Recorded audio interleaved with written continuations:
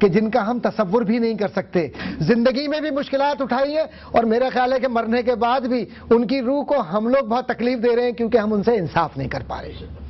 آج حضرت علامہ اقبال رحمۃ اللہ تعالی علیہ کے متعلق وہ بات میں کہے بنا نہیں رہ سکتا کیونکہ علامہ صاحب بظاہر وہ سنت نبوی ان کی نہیں تھی، یعنی داڑھی نہیں تھی ان کی، تو بڑی مشکل تھی ان کے لیے یہ بات کہ وہ ایک طرف عشق کی بات کر رہے تھے نبی کریم صلی اللہ علیہ وسلم کی اور دوسری جانب سنت نبی صلی اللہ علیہ وسلم کا معاملہ.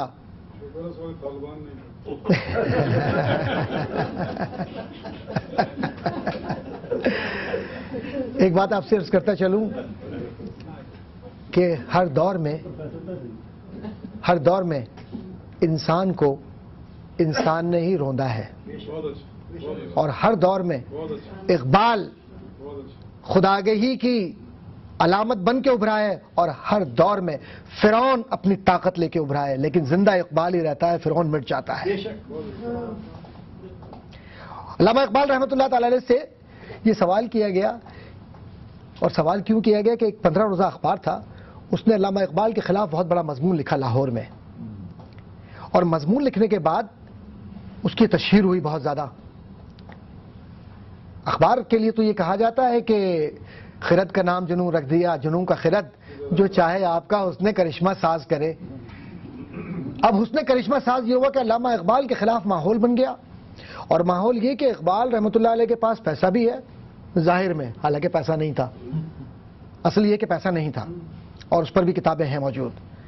اور علامہ اقبال رحمۃ اللہ علیہ بہت بڑے فلسفی بھی ہیں، اسلام کی بات کرتے ہیں، یہ بھی بات کرتے ہیں، اور حج نہیں کیا. ہمارے ہاں تو ہم ظاہر پر جاتے ہیں نا زیادہ، ہم ظاہر پر زیادہ جاتے ہیں، بدنصیبی یہ ہے، ہم باطن کو نہیں جاتے. اور اسلام کا اصول یہ ہے کہ اللہ تمہارے چہروں کو نہیں دیکھتا، تمہارے دلوں کو دیکھتا ہے. ہم نے اس کو الٹ دیا ہے، اب ہم چہروں کو دیکھنے لگے، دلوں کو نہیں دیکھنے لگے. اقبال نے دل کو دیکھا تھا، چہرے کو نہیں دیکھا تھا. یہ ہے فرق اس شخص کا اور ہمارا.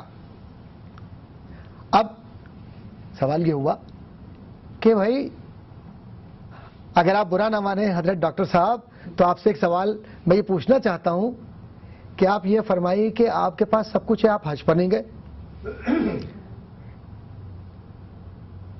بڑے پیار سے کوٹیشن ریفرنس فرماتے ہیں، لگتا ہے تم نے آج کا اخبار پڑھ لیا ہے اسی لیے تم یہ پوچھ رہے ہو.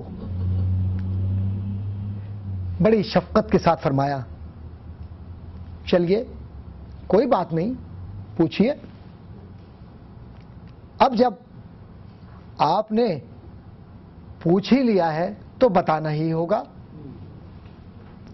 تکیے کا سہارا لیا، کچھ ذرا سا اوپر کی طرف اٹھے، کمزور اقبال، طبیعت کی خرابی.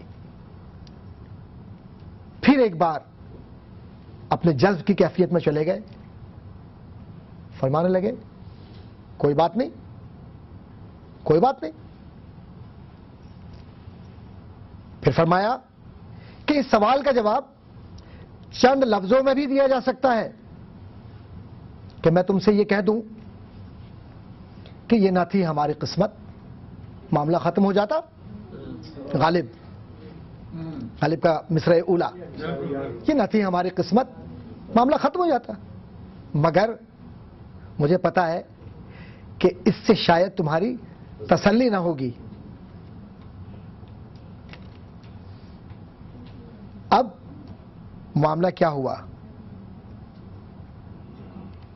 کہ تم یہ کہو گے کہ تم عاشقی کا دعویٰ کرتے ہو اور پھر تم میری تسلی بھی نہیں کرتے، تو بتاؤ مجھے معاملہ کیا ہے. آپ ہی کہیے کہ یہ انداز گفتگو کیا ہے. اب اس انداز گفتگو پر علامہ اقبال رحمۃ اللہ تعالی علیہ نوجوان سے مخاطب ہے. گفتگو کرتے ہوئے آپ فرماتے ہیں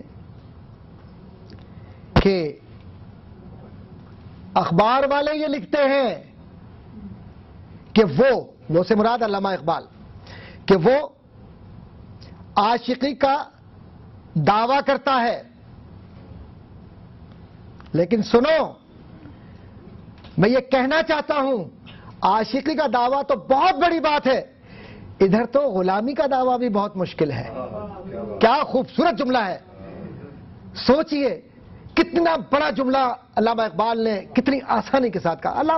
ویسے علامہ ہی کی یہ تاثیر ہے کہ وہی لکھ سکتے ہیں، کوئی اور علامہ اقبال جیسا اقبال نہ آج تک ہندوستان نے پیدا کیا، نہ پاکستان نے پیدا کیا، اور شاید نسلیں گزر جائے اقبال جیسا لکھنے والا نہیں پیدا ہوگا۔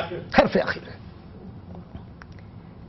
میری یہ خواہش ضرور تھی، جان سے عزیز آرزو بھی، کہ میں حج کروں، لیکن جوں جوں بوڑھا ہوتا چلا گیا یہ آرزو جوان ہوتی چلی گئی۔ انسان واقعات و حالات کے ہاتھ میں کھلونا ہوتا ہے۔ میری تمنا تھی کہ جاؤں اور خاصے وقت کے لیے چلا جاؤں۔ کبھی سوچتا ہوں کہ ایسا جاؤں کہ لوٹ کر نہ آؤں۔ یورپ کے سفر یعنی گول میز کانفرنس سے ضمناً ادھر جانا، کعبے کی طرف، مکے کی طرف، مدینے کی طرف ضمناً ادھر جانا سوء ادب کے خلاف۔ حالات بڑی تیزی سے نامساعد ہوتے چلے گئے۔ اس گھر میں آتے ہی رفیق حیات نے رخت سفر باندھا۔ حالات اور ہی نامساعد ہو گئے۔ Now I have to play the father and the mother both. دروازے کے سامنے جاوید، جیسے جاوید اقبال، جاوید اور ننھی منیرہ ان کی بیٹی، وہ دونوں کھیل رہے تھے۔ انہیں دیکھو، اشارہ کیا، وہ میری طرف دیکھ رہے ہیں، دونوں بچے۔ تم ہنوز بچے ہو، تم تو اب بھی بچے ہی ہو، نوجوان سے مخاطب۔ تم ان کی نگاہوں کو پڑھ نہیں سکتے کہ ان کی نگاہوں میں کیا ہے۔ میں باپ ہوں، میں جانتا ہوں کہ ان کی نگاہوں میں کیا ہے۔ ان کی نگاہوں میں حسرت بھی ہے اور گلا و شکوہ بھی ہے کہ تم، مراد اقبال، تم صبح 4 بجے سے لے کر رات کے 10 بجے تک دنیا والوں کو مل سکتے ہو، اگر ملنے کا وقت نہیں تو صرف ہمارے لیے نہیں۔ اور پھر مزید ترا یہ کہ میری صحت ایک گرتی ہوئی دیوار ہے۔ یوں لگتا ہے کہ جیسے میں کبھی صحت مند تھا ہی نہیں۔ کیا جملہ ہے! وہ آرزو تو ویسے ہی موجود ہے، مگر اے بسا آرزو۔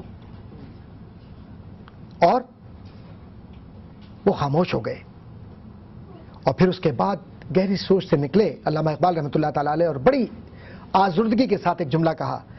اور کیا جملہ کیا ہے، وہ تو فارسی کا مصرع، این سعادت بزور بازو نیست۔ اور اس کے بعد خاموش ہو گئے۔ مجھے سب جواب مل گیا، اور ہم نے بھی جواب سمجھ لیا کہ علامہ اقبال رحمۃ اللہ تعالی علیہ نے کوئی خلاف اسلام عمل نہیں کیا تھا۔ حکم یہ ہے کہ جب تک تمہارے گھر والوں کی ذمہ داریاں تم پر ہیں اور تم جب تک ان کی پوری طرح سے پرورش نہ کرو یا ان کی ذمہ داریوں سے پوری طرح سے عہدہ برا نہ ہو، اس وقت تک تم حج پر نہیں جا سکتے۔